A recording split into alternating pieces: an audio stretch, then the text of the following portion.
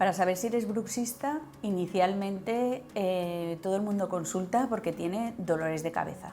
Es como la base. Entonces, tengo dolores de cabeza, me duele la zona de delante del oído, me duele el músculo de esta zona de aquí, o me doy cuenta de que hago ruido por las noches, me lo dice mi pareja y tengo que buscar una solución. Realmente esos son los principales signos de ser bruxista. Nadie se da cuenta de que tiene un diente desgastado o que está empezando a fisurar un incisivo.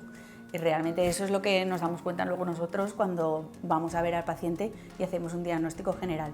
El bruxista, como normalmente son gente que tienen problemas respiratorios, que por la noche duermen con la boca abierta y luego en el momento en que entras en la fase de sueño más profundo, cierras y empiezas a rechinar. Acompaña de muchos síntomas de forma simultánea.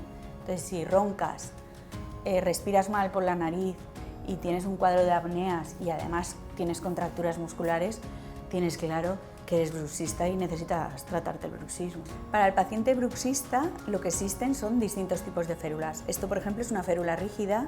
Habitualmente, las férulas que funcionan mejor tienen que ser férulas duras, que estén súper acopladas a tu boca, de manera que tú te la colocas, no haya prácticamente fricción. Al colocarla no genere tensión, no te desplace ningún diente y no te genere fuerza en ninguna de las piezas, que eso pasa frecuentemente. Y el hecho de ser rígida, que es súper dura, lo que va a hacer es permitir un deslizamiento de la mandíbula con respecto al maxilar y no se va a quedar enganchado con lo que aprietas más todavía los músculos, sino que al estar libre y generar unas buenas guías, el músculo se va relajando y se va aumentando la distancia muscular en este sentido, y es como cuando haces deporte, por ejemplo, y tú, si continuamente tienes el brazo estirado, lo que vas a conseguir es que este músculo como que esté más relajadito, que no tenga contractura.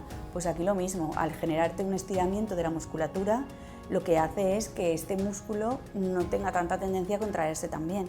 Se junta con las dos cosas.